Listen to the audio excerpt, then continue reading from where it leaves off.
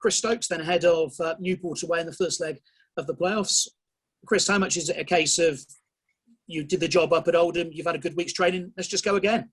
Yeah, we've had a good break. We were rejuvenated. We've had like little time away, got to see some family and stuff. But now it's back to work, crack on. We've had a long time to prepare, and we're all prepared, ready to go. I suppose a few weeks ago when Jimmy Ball was given the job until the end of the season, this was the aim. How much is it though, sort of only halfway there? Yeah, since when Jimmy came in, it was sort of that position where we were still fighting for that top three position, but the playoffs was always the fallback. And after the first couple of games, so we got the result the first one, but then we dropped off a little bit. And then we was trying to fight to the playoffs, and we've snuck in there, we've got in there, and it's full steam ahead now to concentrate on the job in hand. And it's playoffs are one of them. Anything can happen in sort of the playoffs. It's fine margins. So the times I've been in there, it always goes little bits here and there. And you see, you've got to be fully prepared, and we've had a good time now to be ready for it, and we're ready to go.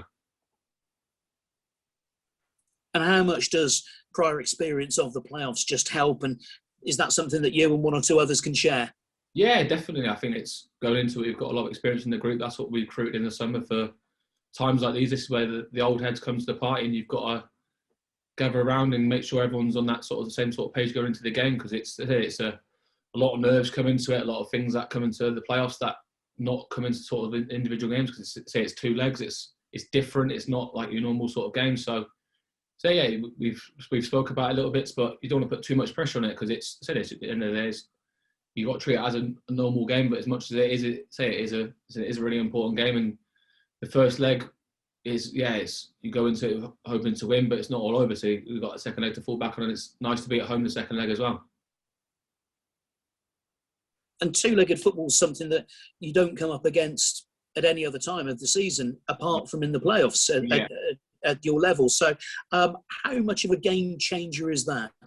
Yeah, it's different, because you sort of go into the first leg and you see you're fighting to win it, but then you in the back of your mind you're thinking of the second leg. I've watched a lot of the playoffs and I've been involved with them, and you think going in the first leg you think you've done the job done, but it's the second leg's where it's at. So, but we're going into Newport. We're fighting to win. We want to put ourselves in a position going when we bring Newport back here. We're ready to go again. A lot will obviously be made of the pitch at Newport. I guess the one thing we can say is it'll be better than it was when you went there and won in February, won't it? Yeah, I think that was the worst pitch I've ever played in my career then.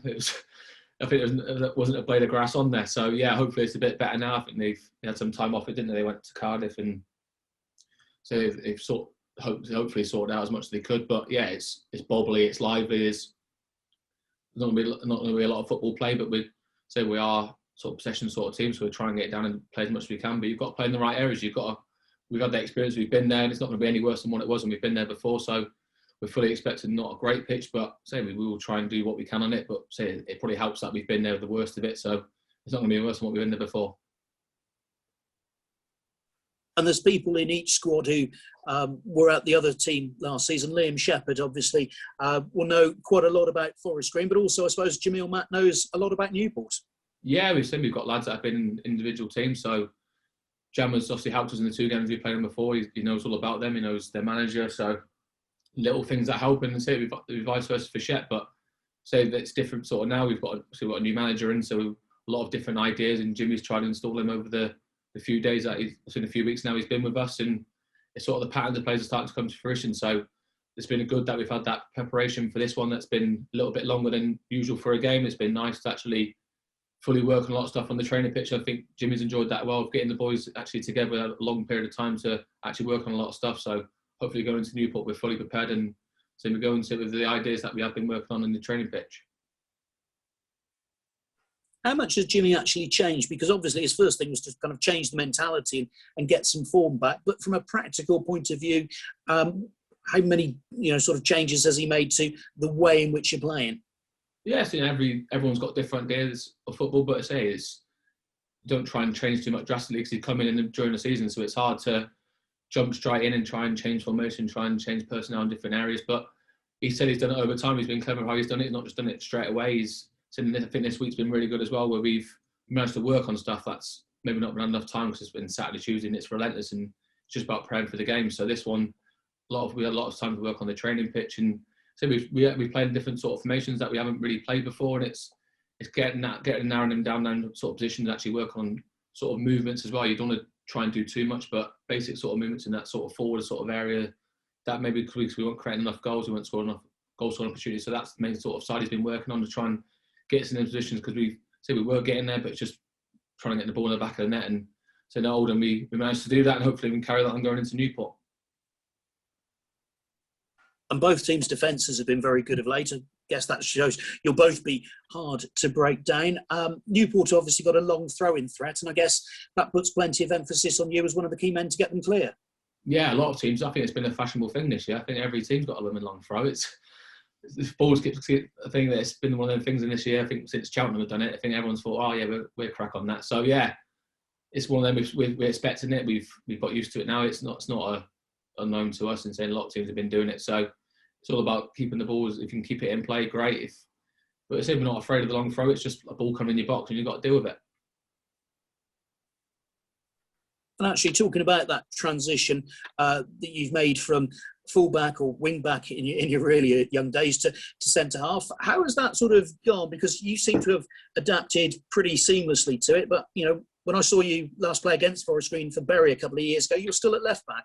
Yeah, I was even last season at Stevenage. I was wing back, so it's one of the positions where I've been moved over time. I started my career at centre half, and then sort of as you try and get into the team at sort of a younger sort of age, it's easier to get into as a left back, sort of wing back sort of position.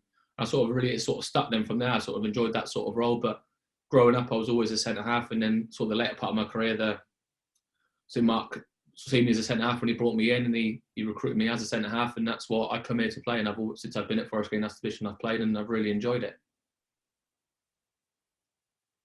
Terrific. Thanks, Chris. Good luck. Right. Hi, Chris. Hello, mate. You all right? Yeah, I'm fine, thank you.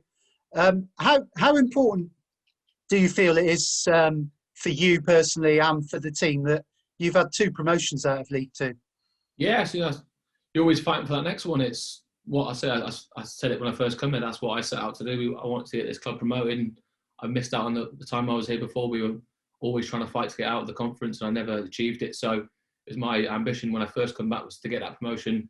And you always want them on your CV. And the lads that haven't had one at the moment, it's the best thing for you to get a promotion. And we've always been talking about since the start, like first day we come in as a group, that was the main ambition this season, to get promoted. And the boys that had it, they've got a great taste for it. They want to get hold of it, and the boys that have had one want to get another one. Yeah. And how proud would you feel if you could lead Forest Green out to Wembley? I know I'm jumping ahead. You've got these 2 legs first of all, but you've had a lot of experience at Wembley as well, with Coventry playing in front of 43,000 Sky Blues fans. So you've got that experience at Wembley. But how much would it mean to you with Forest Green? Yeah, I said it'd be the pinnacle, really. I think that's the one.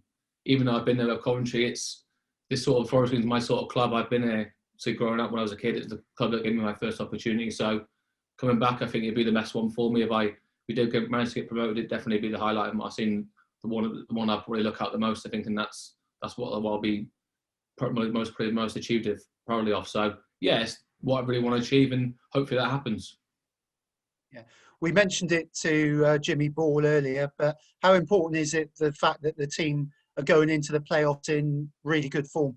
Yeah, that's what you want. You want to go in there positive. You want to be slipping away and just making it in there. And so you want to go in at right frame of mind and come on the back of Oldham away. We've scored 3 really good goals, and we've played really well in that second period of the game.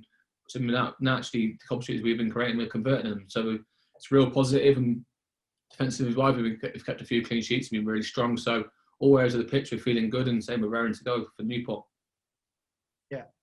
What were your thoughts the other week on Aaron Collins' Michael Jackson goal celebration? And to be fair, I didn't see it at the time. Have you had a word with him? Yeah, I didn't see it at the time, and I think I'd have seen it when I got home. I was thinking, what on earth is he doing? But I think I would have battered him at the time if I'd seen it. Yeah. Have you got one in your locker again, or are you a bit of the old Alan Shearer sort of style? Yeah, I keep mine very simple. Brilliant. Just one more from me, Chris. What message have you got to the fans, and how great will it be to play in front of fans again? Yeah, so we had a little taste of it, didn't we?